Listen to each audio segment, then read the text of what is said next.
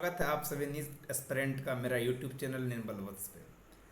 आज हम एक नया सीरीज स्टार्ट कर रहे हैं यूट्यूब अपने चैनल पे, मास्टरिंग द एनसीईआरटी सीरीज करके। इसमें हम एनसीईआरटी का point two point exact discussion करेंगे। जैसे कि आप लोग जानते हैं कि इस साल भी क्वेश्चन तो एनसीईआरटी से ही था, पर थोड़ा सा लेंदी था, एसेशन रीजन टाइप क्वेश्चन ज़्यादा थे, जो कि एनसीईआरटी के लाइन से ही लिया गया था, पर समझने में वहाँ पर प्रॉब्लम आ रही थी क्योंकि वो लाइन थोड़ा सा टिपिकल था और एक लाइन का कई सारा मीनिंग निकल जाता है।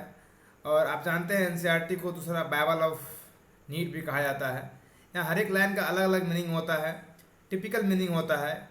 कम शॉर्ट लेंथ में बहुत कुछ एनसीईआरटी बोल जाती है। इन जनरल आप एनसीईआरटी को रीड कर लेंगे तो आपका 90 में से 30-40 क्वेश्चन बन जाए, 50 क्वेश्चन बन जाए, सारा क्वेश्चन नहीं बन पाएगा। लेकिन अगर एनसीईआरटी का आप रीड करके समझेंगे तो सारा क्वेश्चन बनेगा। जब हम लोग भी नीट का एग्जाम देते थे तो एनसीईआरटी को रीड करने बैठते थे, बहुत सारा प्रॉब्लम आता था। अब हर एक प्रॉब्लम को आप अपने टीचर को जाकर पूछेंगे, आपका बहुत सारा टाइम वेस्ट होगा। इसी बात को ध्यान में रखते हुए हम लोग सोचे हैं कि एनसीईआरटी को हम लोग रीड करके अच्छे से कंसेप्ट भी डिस्कस करेंगे और एक एक लाइन डिस्कस करेंगे, ताकि जब आप ये सीरीज देखने के बाद एनसीईआरटी पढ़ें तो आपका कोई डाउट नहीं रह जाए।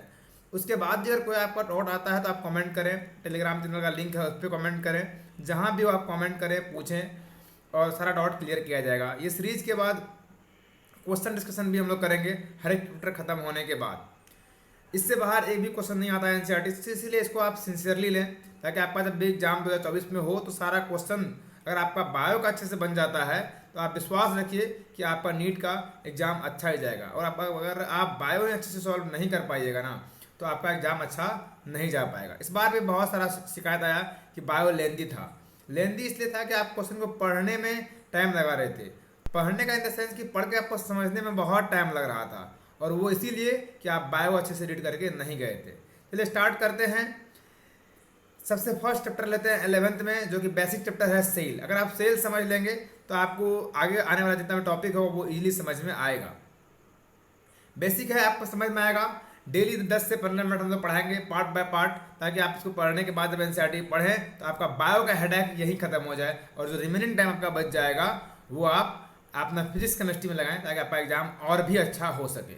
बायो में 15 मिनट आप इस सीरीज को दीजिए, और उसके 15 मिनट के बाद आप जाके आधा घंटा में एक बार बुक रीड कर लीजिए, सफिशियंट है। मतलब पर डे अगर आप 45 मिनट बायो को दे रहे हैं तो आपका बायो में एक भी क्वेश्चन नहीं छूटेगा। चलिए स्टार्ट करते हैं सेल। सेल स्टार्ट करते हैं, एनसीईआरटी से ही रीड करना है, कोई एक्स्ट्रा वर्ड यहाँ पर हमको पढ़ने की जरूरत नहीं है, क्योंकि एक्स्ट्रा कुछ आता ही नहीं है। अब इसमें 5 टॉपिक है। सबसे पहले हमको समझना है कि सेल होता क्या है, फिर सेल थ्योरी क्या होता है, फिर 8.3 में आप देख रहे हैं कि ओवरव्यू ऑफ सेल, सेल का ओवरव्यू लिया गया, फिर prokaryotic cell and now then eukaryotic cell. ये 5 पॉइंट डिस्कस करना है। स्टार्ट करते हैं व्हाट इज सेल। आप जैसे सेल का नाम सुनते हैं तो आपको बहुत सारा क्वेश्चन मन में आ ही जाता होगा, सेल होता क्या है। तो एनसीईआरटी सबसे फर्स्ट लाइन ये लिखता है सेल का डेफिनेशन से पहले। व्हाट, जो आप देखिए कि इसमें बहुत सारा चीज़ें हाईलाइट किया हुआ है, जो हाईलाइट किया हुआ है वो बहुत ज़्यादा इंपॉर्टेंट है, जो अंडरलाइन किया गया है वो भी इंपॉर्टेंट है, और उसके अलावा भी चीज़ें जो है आप पढ़ेंगे आपको समझ में आएगा। लेकिन ये जो हाईलाइट और अंडरलाइन किया हुआ चीज़ें हैं, इससे कई बार क्वेश्चन आ चुका है डायरेक्टली और इनडायरेक्टली। तो सेल होता क्या है? सेल वो चीज़ है, हमारे बॉडी का सबसे स्मॉलेस्ट यूनिट है, जिससे मिलकर क्या बनता है, जो बहुत सारा सेल मिलते हैं तो क्या बनाते हैं, टिश्यू। बहुत सारा सेल इन द सेंस कि वो सेल का ओरिजिन कॉमन होना चाहिए। ये वर्ड एनसीईआरटी लिखती है कि सेल का अगर ओरिजिन कॉमन है तभी वो सेल बनाएगी टिश्यू। तो ये वर्ड एनसीईआरटी यहाँ नहीं लिख के टिश्यू चैप्टर में लिखती है कि जब बहुत सारा सेल सेम ओरिजिन का मिलेंगे तो क्या बनेगा, टिश्यू बनेगा। तो सेल क्या हो गया, स्मॉलेस्ट यूनिट। जैसे हमारा बिल्डिंग की बात करें तो बिल्डिंग के अंदर एक रूम होता है, फ्लोर होता है, फ्लोर पे रूम होता है। तो एक रूम के अंदर 4 वॉल होते हैं, और एक वॉल का जो एक ईट ब्रिक्स है वो सबसे स्मॉलेस्ट यूनिट है। वैसे बहुत सारा ब्रिक्स मिलके एक वॉल बनता है, और 4 वॉल मिलके एक रूम बनता है। इसी तरह अगर आप देखें तो हमारे बॉडी के अंदर बहुत सारा सेम ओरिजिन का सेल मिलके क्या बनता है, आपको टिश्यू बनता है। और जब बहुत सारा टिश्यू मिलेगा तो क्या बनाएगा, सेम फंक्शन करने वाला टिश्यू तो बनाएगा ऑर्गेन। और जब बहुत सारा ऑर्गेन सेम वर्क करने वाले मिलेंगे तो हमारा बॉडी में मिलता है ऑर्गन सिस्टम, और हमारा बॉडी 4-5 ऑर्गन सिस्टम मिलके पूरा बॉडी ह्यूमन बॉडी बन जाता है। जैसे आप देखिए, अगर ऑर्गन सिस्टम की बात करें तो हमारा जो माउथ है, माउथ ले लीजिए, इसोफेगस ले लीजिए, स्टमक ले लीजिए, स्मॉल इंटेस्टाइन ले लीजिए और लार्ज इंटेस्टाइन। ये सारा का एक ही काम है कि हमारा जो फूड है उसका डाइजेशन कर सके। तो सबका काम सिमिलर है सब ऑर्गन का, इसीलिए हमने क्या बोला, ये सारा ऑर्गन क्या है, एक ऑर्गन सिस्टम है जो एक ही काम करता है। अब रूम के अंदर आप हमने क्यों बोला कि सेल का ओरिजिन कॉमन होना चाहिए, तब वो क्या बनाएगा, टिश्यू। अब रूम के अंदर ही आप देख लीजिए, अगर आप एक ब्रिक्स लिए 5 mm का, एक ब्रिक्स लेंगे 8 mm का, एक उसमें पत्थर जोड़ देंगे, क्या एक परफेक्ट वॉल बन पाएगा? नहीं बन पाएगा। इसीलिए अगर आपको टिश्यू बनाना है तो सेल जो होना चाहिए, ग्रुप ऑफ सेल तो होना ही चाहिए, साथ में कैसा होना चाहिए ग्रुप ऑफ सेल, इसका ओरिजिन क्या हो, कॉमन हो। ओरिजिन कॉमन बहुत जरूरी है, बहुत लोग ये नहीं लिखते हैं, तो वहीं पर एनसीईआरटी नंबर काट लेती है। 4 पॉइंट देगा आपको, व्हाट इज अ टिश्यू, ये भी क्वेश्चन पूछा जा चुका है, में ग्रुप ऑफ सेल होगा परफॉर्मिंग कॉमन फंक्शन, फर्स्ट यही आंसर होता है, आप यही टिक कर देते हैं। आप ये देखते नहीं है कि ग्रुप ऑफ सेल होने से जब बहुत सारा सेल का ग्रुप होता है, इकट्ठा होता है, वो ट्यूमर फॉर्म कर लेती है। लेकिन अगर वही सेल का ओरिजिन सही होगा, सेम ओरिजिन होगा, तब वो क्या बनाएगा, टिश्यू। तो फर्स्ट लाइन एनसीईआरटी के पढ़ते जो हाईलाइट किया हुआ है कि what it makes that an organism और व्हाट दैट इनएनिमेट, तो एनसीईआरटी ये लाइन लिखती है does not have a living things. तो द आंसर भी ये लिखती है कि the answer is the presence of basic unit of life that is the cell in all living organism. NCERT बोलती है कि फर्स्ट लाइन में जो हाईलाइट किया हुआ है, ऐसा क्या है जो ऑर्गेनिज्म को इनिमेट, इनएनिमेट लिखा हुआ, क्या लिखा हुआ, इनएनिमेट मतलब नॉन लिविंग, यही समझना है यहाँ पे, नॉन लिविंग, इनएनिमेट मतलब नॉन लिविंग और एनिमेट मतलब लिविंग। ऐसा क्या है जो ऑर्गेनिज्म को इनएनिमेट बनाती है, नॉन लिविंग, और ऐसा क्या है जो उसी ऑर्गेनिज्म को बनाती है लिविंग। यहाँ पर वर्ड यूज क्या देखे ध्यान से, इनएनिमेट, आगे क्या वर्ड किया है, लिविंग। लिविंग के लिए एनिमेट यूज वर्ड नहीं किया है, यही है एनसीईआरटी, इसको समझना होता है। तो आंसर भी वही दे रही है एनसीईआरटी कि वो है एक सेल। अगर सेल है, सेल से मिलकर टिश्यू बना रही है, और अगर किसी भी ऑर्गेनिज्म के अंदर सेल है तो क्या बोल रहा है, वो ऑर्गेनिज्म लिविंग है। जरूरी नहीं है कि सेल से टिश्यू बनना ही चाहिए, बहुत सारे ऐसे ऑर्गेनिज्म है जो टिश्यू लेवल का नहीं है, सेलुलर लेवल का है, जैसे कि बैक्टीरिया हो गया, ठीक है। अब अगर नेक्स्ट आगे बढ़ें, सबसे पहला पॉइंट जो है अपने पास एनसीईआरटी दे रखी है वो है व्हाट इज सेल। समझते हैं कि सेल होता क्या है, सेल क्या होता है। सबसे फर्स्ट लाइन उन्होंने एनसीईआरटी ये लिखा है कि जो यूनिसेलुलर ऑर्गेनिज्म है वो कैपेबल होता है इंडिपेंडेंट एग्जिस्टेंस का, मतलब जो सिंगल सेल से मिलकर ऑर्गेनिज्म बनेगा वो खुद अपना हर एक कुछ कर सकता है। एक ही सेल से ऑर्गेनिज्म बनता है, क्या बोलते हैं, बैक्टीरिया वगैरह, जो कैसा है, यूनिसेलुलर ऑर्गेनिज्म है, सिंगल सेल से मिलकर बना हुआ। और वो सिंगल सेल जो ऑर्गेनिज्म है वो क्या है, इंडिपेंडेंट एग्जिस्टेंस है, मतलब अकेला वही सेल पूरा बॉडी का सारा फंक्शंस कर सकती है। सेकेंड लाइन एनसीईआरटी लिखती है performing the essential function of the life, मतलब जो सिंगल सेल ऑर्गेनिज्म है बैक्टीरिया, वो सिंगल सेल क्या है, इंडिपेंडेंट एग्जिस्टेंस, उसको किसी की जरूरत नहीं है और सारा वही सेल सारा फंक्शन कर सकती है। अब जानते हैं एक बैक्टीरिया है, इसी सेल के अंदर इसका डाइजेशन भी होगा, एक्सक्रेशन भी होगा, सारा काम एक सिंगल सेल करेगी, इन्वायरमेंट से एयर भी एक्सचेंज कर लेगी, मतलब एक सिंगल सेल जो होती है वही सारा काम कर लेती है। इसलिए हमने क्या बोला, एनसीईआरटी क्या बोल रहे हैं, सिंगल सेल इंडिपेंडेंट एग्जिस्टेंस कर सकती है और सारा परफॉर्मेंस कर सकती है। अब सेल क्या होता है, सेल को ही अपन स्मॉलेस्ट यूनिट क्यों बोले, क्योंकि सेल में एनसीईआरटी इसका आंसर देती है कि anything less than a complete structure of cell, complete structure of cell does not ensure the independent living, मतलब अगर सेल के स्ट्रक्चर में से कुछ भी हम कम कर दें, जैसे सेल का आउटरमोस्ट स्ट्रक्चर क्या बोलते हैं हम लोग, सेल मेम्ब्रेन, और बीच में जो होता है तो क्या बोलते हैं, जो कंट्रोल करता है सेल को, न्यूक्लियस, और ये दोनों का बीच का जो स्ट्रक्चर इसको बोलते हैं साइटोप्लाज्म।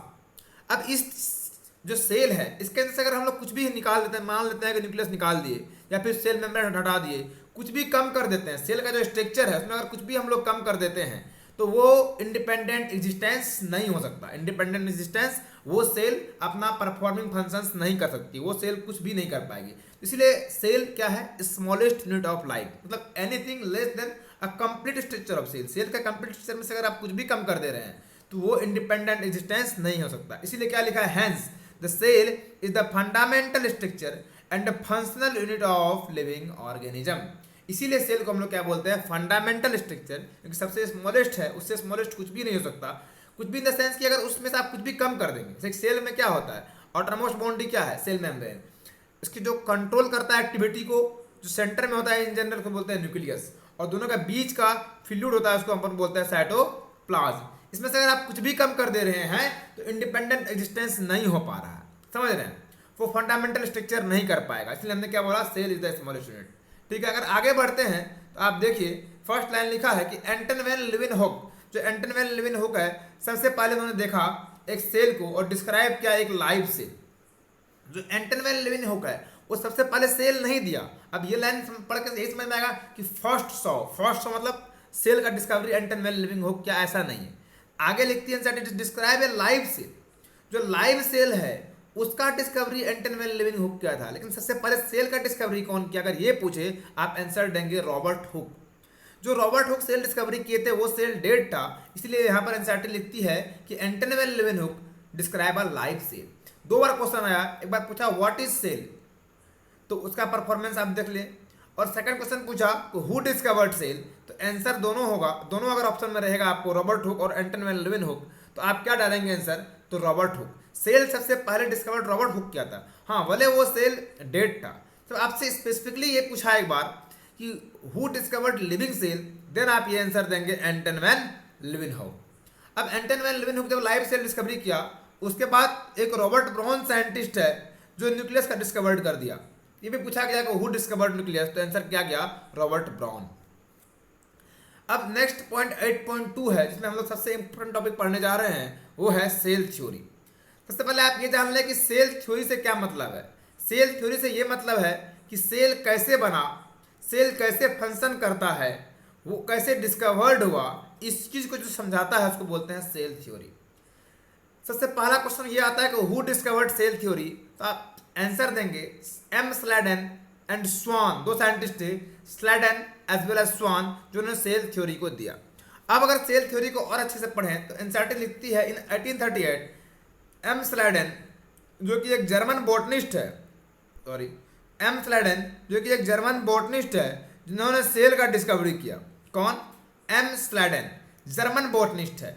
अब एक बार ऐसे क्वेश्चन दिया 1819 में और पूछा M Schleiden belongs to which country, तो यहाँ लिखा हुआ है जर्मन बॉटनिस्ट, तो आपको जर्मन बॉटनिस्ट जर्मन लिखना पड़ेगा, ठीक है। तो एम स्लैडन एक बॉटनिस्ट थे जिन्होंने लार्ज नंबर ऑफ सेल को प्लांट का देखा, और डिफरेंट डिफरेंट सेल को देख के ये देखा कि वो सेल क्या करती है, प्लांट का टिश्यू को फॉर्म करती है।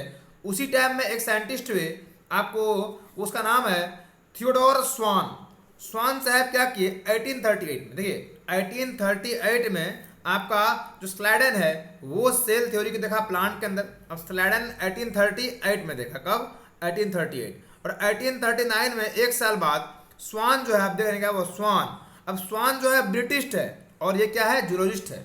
स्लैडन क्या थे, जर्मन, और वो क्या थे, बॉटनिस्ट, और स्वान क्या है, ब्रिटिश है और जूलॉजिस्ट है। हम लोग को सर बोलते थे जब एलएन में पढ़ते थे कि हर एक वर्ड एनसीईआरटी का इंपॉर्टेंट है, तभी ये चीज़ समझ में नहीं आया। जब क्वेश्चन सामने में आया कि स्लैडन बिलोंग्स टू विच कंट्री, तब समझ में आया अच्छा हर एक वर्ड इंपॉर्टेंट है। इसीलिए एनसीईआरटी का सीरीज हम नाम रखे मास्टरिंग द एनसीईआरटी, एक एक वर्ड को हम लोग समझें और ताकि एक भी क्वेश्चन ना छूट सके। अगर क्वेश्चन ये आ रहा है कि हु डिस्कवर्ड सेल, क्वेश्चन अगर ये आ रहा है कि स्वान ने सेल थ्योरी कब दिया, व्हेन 1839, तो क्वेश्चन कोई भी आएगा तो 4 नंबर दे के ही जाएगा। हम लोग का सोच होता है कि अच्छा क्वेश्चन सॉल्व करें, क्वेश्चन अच्छा बुरा नहीं होता है। उस टाइम में जो आपको स्ट्राइक कर गया, जिसको आप सही कर दिए, वही आपके लिए अच्छा क्वेश्चन है, जो आपको 4 नंबर दे के जाता है। तो इन्होंने एनिमल, अब जूलॉजिस्ट थे तो एनिमल सेल पर उन्होंने क्या किया, डिस्कवरी किया। अब एनिमल सेल के बारे में उन्होंने पढ़ा और देखा कि एनिमल सेल जो होते हैं उसमें एक आउटर लेयर होता है, जिसको आज हम लोग क्या बोलते हैं, प्लाज्मा मेम्ब्रेन। और जब यही जो स्वान थे ये थे जूलॉजिस्ट, लेकिन फिर क्या किया, एनिमल सेल पढ़ने के बाद प्लांट सेल को पढ़ने लग गए। और प्लांट सेल को पढ़ने के बाद उन्होंने देखा कि प्लांट सेल के अंदर, आप हाईलाइट क्या हुआ देखिए, presence of cell wall is the unique feature of plant cell. क्या बोले हम कि ये जो स्वान साहब थे ये थे जूलॉजिस्ट, लेकिन जब इन्होंने एनिमल सेल को डिस्कवरी कर लिया, एनिमल सेल को स्टडी कर लिए, और एनिमल सेल को स्टडी करने के बाद उसमें देखे कि एक आउटरमोस्ट बाउंड्री होता है सेल का, ये सेल है, बीच में न्यूक्लियस है, और अगर एनिमल सेल है तो इसका आउटरमोस्ट बाउंड्री को हम लोग बोलते हैं प्लाज्मा मेम्ब्रेन, या फिर क्या बोलते हैं, सेल मेम्ब्रेन, जो कैसा होता है, सेलेक्टिवली परमेबल। उन्होंने बोल दिया। फिर उन्होंने सोचा कि जब प्लांट से हम एनिमल सेल पढ़ी ले, प्लांट सेल को देखते हैं। जब प्लांट सेल को उन्होंने देखा तो उन्होंने ये पाया कि ये सेल मेम्ब्रेन के ऊपर एक और लेयर होता है, जिसको क्या बोला जाता है, सेल वॉल। और उन्होंने कहा कि cell wall is the unique feature of plant cell. ये चीज जो स्लैडन है, जो कि बोटनिस्ट थे, उन्होंने ये चीज नहीं कहा। वो प्लांट सेल पे स्टडी किए तो उनको लगा कि एनिमल सेल भी ऐसा ही होता होगा। लेकिन जब स्वान साहब एक जूलॉजिस्ट होने के बाद एनिमल सेल को पढ़े और देखे कि प्लाज्मा मेम्ब्रेन है, क्या है, प्लाज्मा मेम्ब्रेन है, तो उन्होंने कह दिया कि एनिमल सेल में क्या होता है, प्लाज्मा मेम्ब्रेन। फिर जब प्लांट सेल को पढ़े तो देखे इसी प्लाज्मा मेम्ब्रेन के ऊपर एक और मेम्ब्रेन है, इसको हम लोग क्या बोलते हैं, सेल वॉल। क्या बोलते हैं, सेल वॉल। एनसीईआरटी लिखी भी है, उन्होंने ही concluded based on his study on plant tissue the presence of cell wall is the unique feature of plant cell. क्योंकि उन्होंने एनिमल सेल को भी पढ़ा, प्लांट सेल को भी पढ़ा और बोला कि प्लांट सेल के अंदर सेल वॉल होता है जो यूनिक फीचर है किसका, प्लांट सेल के। कौन बोले, स्वान, स्वान, स्वान। बार बार हम स्वान बोल रहे हैं, क्यों, क्योंकि स्वान एक जूलॉजिस्ट है और जब ये क्वेश्चन सामने में आता है तो मन में ये आता है कि जो बोटनिस्ट है ना, प्लांट सेल के बारे में वो बात किए होंगे तो वही ऐसा दिए होंगे। नहीं, बोटनिस्ट थे वो, प्लांट सेल को पढ़ के स्लाइडेन बोटनिस्ट थे, छोड़ दिए। स्वान साहब जूलॉजिस्ट थे, वो एनिमल सेल को पढ़ने के बाद प्लांट सेल को पढ़े और वही कहे कि प्लांट के अंदर सेल वॉल एक यूनिक फीचर है। ध्यान रखिएगा। फिर अगर आगे आप पढ़े तो देखें स्लेटन एंड स्वान दोनों मिलकर क्या दिया, सेल थ्योरी। अब ये पूछे सेल थ्योरी कौन दिया, तो दोनों को मिलकर दिया। और फिर एक जो स्लेटन स्वान है सेल थ्योरी दे दिए और ये नहीं बता पाए कि न्यू सेल कहां से आते हैं। तो ये अगर पूछे कि स्लेटन एंड स्वान सेल थ्योरी दिए, क्या एक्सप्लेन नहीं कर पाए, आपको ये बोलना है कि स्लेटन और स्वान ने सेल थ्योरी दिया और ये एक्सप्लेन नहीं कर पाया कि नया सेल कहां से आता है, जो नया सेल हमारा बॉडी में बनता है वो कहां से आता है। इस चीज को बताने के लिए रोडॉल्फ वर्च्यू, एक साइंटिस्ट है रोडॉल्फ वर्च्यू, जो 1855 में ये एक्सप्लेन किए, 1855 में एक्सप्लेन किए कि जो नया सेल है वो पुराना सेल से आता है। हमारा बॉडी में एक पुराना सेल है, इसका समय हो गया कि अब ये डेड करने वाला है। डेड करने से पहले ये क्या कर जाता है, दो सेल में डिवाइड कर जाता है। तो ये यही कहा कि जो न्यू सेल, ये जो पुराना सेल इसको बोलते हैं प्री एग्जिस्टिंग, मतलब हमारा बॉडी में पहले से एग्जिस्ट कर रहा है और इसी प्री एग्जिस्टिंग सेल से न्यू सेल बन रहे हैं। तो ये स्लेटन और स्वान ये नहीं बता पाए थे कि नया सेल कहाँ से बनता है। ये कौन बताए, रोडॉल्फ वर्च्यू इन 1855। देखिए सेल थ्योरी 1839 में ही दे दिया गया था, बट वो ये नहीं बता पाए थे दोनों मिलके कि नया सेल कहाँ से आता है, न्यू सेल कहाँ से आता है बॉडी में। ये बताने के लिए रोडॉल्फ वर्च्यू 1855 में आए और एक्सप्लेन किए कि न्यू सेल डिस्कवर्ड कौन करता है। तो न्यू सेल डिस्कवर्ड कहाँ से होता है, प्री एग्जिस्टिंग सेल से, जो हमारा बॉडी में जो पहले सेल है वहाँ से होता है। उसी पे एक वर्ड उन्होंने लिखा कि ओमनिस सेलुला ई सेलुला, मतलब ओमनिस सेलुला ई सेलुला का मतलब होता है कि new cell come from pre existing cell. अगर ये पूछे कि who gives the omnis cellula e cellula, आप क्या बोलेंगे, रोडॉल्फ वर्च्यू। अगर ये पूछे कि who give the cell theory, आप क्या बोलेंगे, स्लेटन एंड स्वान। अगर ये पूछे Schleiden and Schwann did not explain और नीचे लाइन लिखा रहे तो आप क्या बोलेंगे, he does not explain how the cells new cells are formed. आगे अगर देखें आप तो ये देखा है कि और जो रोडॉल्फ वर्च्यू है वो मॉडिफाई किए हाइपोथेसिस ऑफ स्लेटन एंड स्वान। स्लेटन स्वान जो सेल थ्योरी दिए थे उसको फाइनल शेप कौन दिया, अगर ये आप पूछे कि मॉडिफाई कौन किया, फाइनल शेप कौन दिया, तो आप बोलेंगे रोडॉल्फ वर्च्यू। ही मतलब कौन, रोडॉल्फ वर्च्यू। रोडॉल्फ वर्च्यू ने ये बोला कि new cell come from preexisting cell omnis cellula e cellula, और he gave the final shape to the cell theory what all living organism are composed of cell and cell products. क्या कहा कि जितना भी लिविंग ऑर्गेनिज्म है वो cell से और सेल के प्रोडक्ट से मिलकर बने हुए हैं, and all cells are come from pre existing cell. तो सेल थ्योरी को फाइनल शेप देने वाले रोडॉल्फ वर्च्यू थे, जिन्होंने ये कहा दो लाइन कि all cells come from pre existing cells and animal cells are compose, all the cells are compose of, all the living organism are compose of cell and its product. Now the 8.3 point जो आप पढ़ने वाले थे ये है overview of cell. आज हम लोग सेल का इंट्रोडक्शन पूरा देखेंगे और साथ में ये भी देखेंगे कि सेल थ्योरी को कौन कौन दिया ये देख लिए, और सेल का जो इंट्रोडक्शन है आज कंप्लीट करेंगे और नेक्स्ट लेक्चर में हम लोग शुरू करेंगे प्रोकैरियोटिक सेल। ठीक है, तो ये सेल में के ओवरव्यू में हम लोग क्या देखते हैं कि एक सेल होता है जिसका आउटरमोस्ट बाउंड्री को हम लोग बोलते हैं सेल मेम्ब्रेन। क्या बोलते हैं, सेल मेम्ब्रेन।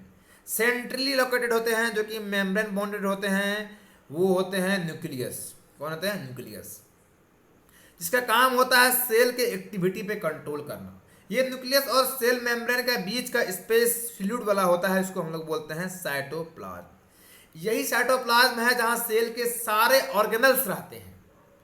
कौन सा organelles, mitochondria, Golgi body, mitochondria हो, गोल्जी बॉडी हो, लाइसोसोम हो, राइबोसोम हो, जितने भी सेल ऑर्गेनल्स है कहाँ पे रहते हैं? साइटोप्लाज्म। अगर रहेंगे साइटोप्लाज्म में तो वर्क कहाँ पे करेंगे? साइटोप्लाज्म में ही वर्क करेंगे, जाहिर सी बात है। अगर हम इस रूम में रह रहे हैं, जिस रूम में, उसी रूम में वर्क करेंगे, वहीं पढ़ेंगे, वहीं खाएंगे।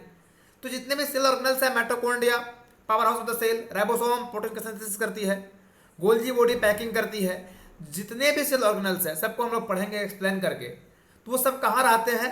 न्यूक्लियस में नहीं, कहाँ रहते हैं? साइटोप्लाज्म में। और साइटोप्लाज्म क्या होता है? Space between cell membrane and nucleus. हमने दिखा दिया, सेल मेम्ब्रेन और न्यूक्लियस के बीच का उसको क्या बोलते हैं? साइटोप्लाज्म बोलते हैं।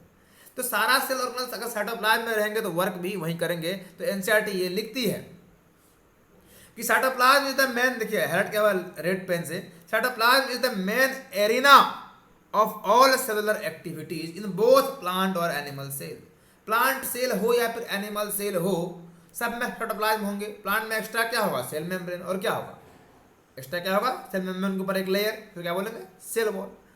प्लांट सेल हो या एनिमल सेल हो, उसमें जो साइटोप्लाज्म होते हैं वो मेन एरेना होते हैं, मतलब वो मेन जगह होते हैं। एरेना मतलब मेन स्पेस, मेन जगह, जहां पर सारा सेलुलर एक्टिविटीज क्या होता है? माइटोकॉन्ड्रिया क्या काम है? Power house. राइबोसोम का काम क्या है? प्रोटीन। गोल्जी बॉडी का काम क्या है? पैकिंग। ये सारा काम क्या है? सेल का एक्टिविटी है। ये कहाँ पे होगा? जहां पर ये ऑर्गेनल्स रहेंगे। कहाँ पे रहते हैं? साइटोप्लाज्म में। इसलिए क्या लिखा? Cytoplasm the main arena of all cellular activities. ठीक है, हम लोग जब 11th क्लास में था ये चीज समझ में नहीं आता था। और ये एक बात और है, जो प्रोकैरियोटिक सेल होते हैं ना और यूकैरियोटिक होते हैं, दोनों में डिफरेंस क्या होता है? प्रोकैरियोटिक के अंदर कोई भी मेम्ब्रेन बॉन्डेड सेल ऑर्गेनल्स नहीं होते हैं। इसे हम लोग डिटेल में पढ़ेंगे प्रोकैरियोट्स के अंदर। ठीक है, यहाँ पर यही समझना था।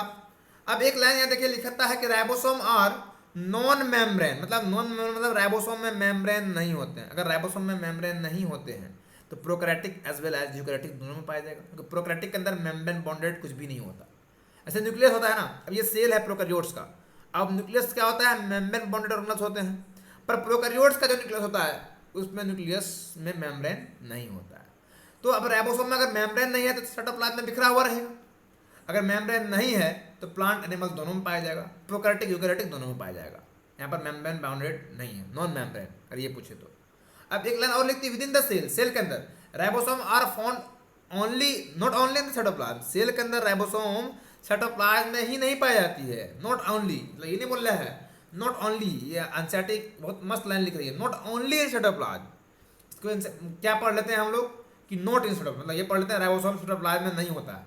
ऐसा कुछ चीज नहीं लिख रहा है, ये लिख रहा है कि ribosome are found not only in the cytoplasm but also within 2 organelles. ये बोल रहा है, ये लाइन एनसीईआरटी ये बोल रही है कि जो राइबोसोम होती है वो सेल के साइटोप्लाज्म में तो होती है, उसके अलावा और 2 ऑर्गेनल्स है जहां पाया जाता है। वो ऑर्गेनल्स का नाम है माइटोकॉन्ड्रिया। माइटोकॉन्ड्रिया के अंदर भी राइबोसोम होता है। वो ऑर्गेनल्स है इंडोप्लाज्मिक रेटिकुलम। आप जानते हैं कि इंडोप्लाज्मिक रेटिकुलम के ऊपर में राइबोसोम होता है, और जिस इंडोप्लाज्मिक रेटिकुलम के ऊपर में राइबोसोम होता है उसे अपन बोलते हैं रफ इंडोप्लाज्मिक रेटिकुलम। प्लांट के अंदर होता है क्लोरोप्लास्ट, उसके अंदर भी क्या होता है? राइबोसोम होता है। तो एनसीईआरटी का ये लाइन बहुत अच्छा है, not only in the cytoplasm but also within 2 organelles, chloroplast in plant and mitochondria and on rough ER. अगर ये पूछे कि विद इन 2, अब एनसीईआरटी की लाइन लिख के फंसा दी आपको कि विद इन 2 ऑर्गेनल्स, तो 2 ऑर्गेनल्स कौन कौन सा हुआ? प्रोटोप्लास्ट और माइटोकॉन्ड्रिया, और आगे लिखा हुआ है रफ इंडोप्लाज्मिक। आप बोलेंगे साला, एनसीईआरटी तो ये लिख रही है कि विद इन 2 ऑर्गेनल्स, आगे 3 का नाम दे दिया, क्लोरोप्लास्ट का नाम दे दिया, माइटोकॉन्ड्रिया का नाम दे दिया और इंडोप्लाज्मिक रेटिकुलम का नाम दे दिया, और लिख रही है विद इन 2। सही लिख रही है।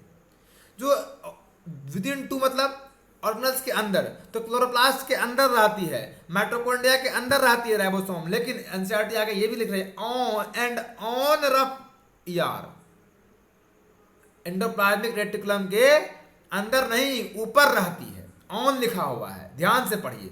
यही चीज पढ़ते ध्यान से हम लोग नहीं है और जाके एनसीईआरटी का क्वेश्चन गलत करके आते हैं। इसीलिए तो हमने ये सीरीज लॉन्च किया है, मास्टरिंग द एनसीईआरटी। तो ये सेल है, सेल के अंदर क्या होगा? ये सेल के अंदर क्या होगा? माइटोकॉन्ड्रिया होगा, माइटोकॉन्ड्रिया के अंदर राइबोसोम होता है। प्लांट सेल है तो क्या होगा? क्लोरोप्लास्ट होगा, उसके अंदर राइबोसोम रहता है। लेकिन जो इंडोप्लाज्मिक रेटिकुलम होता है ना, उसके अंदर नहीं, उसके ऊपर रहती है क्या? जैसे ये मान लो ये एंडोप्लाज्मिक रेटिकुलम है, तो इस एंडोप्लाज्मिक रेटिकुलम के ऊपर, ये ऊपर सरफेस पे रहेगा क्या, राइबोसोम। इसलिए एनसीईआरटी सही लिख रही है, गलत नहीं लिखी है। वो सही लिखी है कि विद इन 2 ऑर्गेनल्स, 2 ऑर्गेनल्स के अंदर होती है और एक का ऊपर होती है। किसका ऊपर, रफ एंडोप्लाज्मिक का। एनिमल सेल के अंदर, नेक्स्ट लाइन ये लिखा है, एनिमल सेल के अंदर एक नॉन मेम्ब्रेन बॉन्ड ऑर्गेनल और भी होता है, इसको बोलते हैं सेंट्रोसोम। राइबोसोम तो होती है, राइबोसोम के अलावा एक और ऑर्गेनल है जिसका नाम है सेंट्रोसोम, वो भी एनिमल्स के अंदर पाई जाती है, प्लांट के अंदर नहीं पाई जाती है। और वो भी कैसा होती है सेंट्रोसोम, नॉन मेम्ब्रेन बॉन्डेड, और जिसका काम होता है, जो हेल्प करती है किसमें, सेल डिवीजन में। किसमें, सेल डिवीजन में।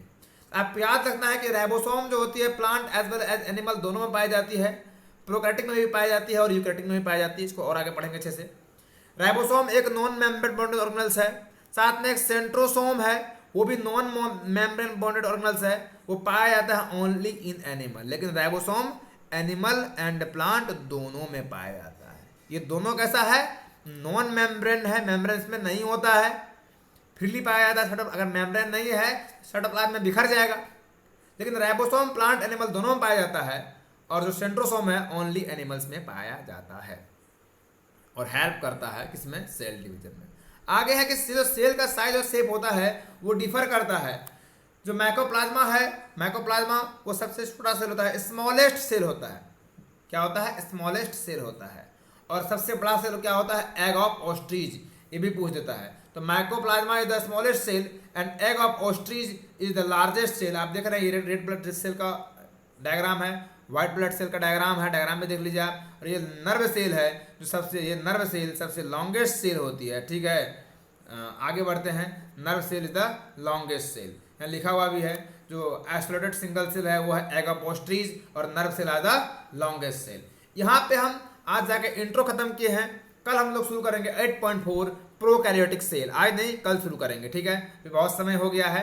फिर हम लोग मिलते हैं नेक्स्ट लेक्चर में। अभी तक अगर आप इसको सब्सक्राइब नहीं किए, सब्सक्राइब कीजिए, आपके लिए बहुत ही बेनिफिशियल चैनल है। यहाँ पे आपका एनसीईआरटी का मास्टरिंग की जाएगा, साथ में जो इंपॉर्टेंट टॉपिक है जैसे ग्लाइकोलाइसिस है, ईटीसी है, ये सबको हम एक्सप्लेन करेंगे बोर्ड पे, अच्छे से समझाएंगे। साथ में केमिस्ट्री का भी कुछ टॉपिक आते रहेगा। तो ये नीट पॉइंट ऑफ व्यू से बहुत ही इंपॉर्टेंट चीज़ें आपको हम बताते हैं, ताकि आप भी अपना डिजायर्ड कॉलेज जा सकें और ये वाइट एप्रॉन पहन सकें, जो आपको पहनने में बहुत ही फील आएगा, जिसके लिए आप इतना दिन से इंतजार कर रहे हैं। कुछ दिन की बात है। ठीक है, हम लोग चाहते हैं कि आप लोग भी मेडिकल कॉलेज में आएँ। अभी नया हम लोग का जो अभी एग्जाम हुआ है 2023 वाला का, जो जूनियर्स होंगे वो सभी मेडिकल कॉलेज में आएंगे। ठीक है, नेक्स्ट आप लोग भी आएँ। तो इसलिए अच्छे से पढ़िए और बायो को लाइटली मत लीजिए। क्वेश्चन इस पर अच्छा आ रहा है। एनसीईआरटी बहुत घुमा घुमा के लाइन, देखना अभी पढ़ के आपको बता भी रहे हैं। इंट्रो में इतना घुमाया हुआ लाइन है सेल में, तो जो रिमेनिंग टॉपिक्स है इसमें कितना ही घुमा के लाइन बोलता होगा। आप ये बात समझिए। ऊपर पढ़ने से काम नहीं चलेगा। वीडियो देखिए और वीडियो देखने के बाद पढ़िए। फिर भी समझ में नहीं आता है, व्हाट्सएप कीजिए, टेलीग्राम कीजिए, आपको जरूर बताया जाएगा। हम आपके हेल्प के लिए ही यहाँ पे हैं। ठीक है, मिलते हैं फिर नेक्स्ट लेक्चर में।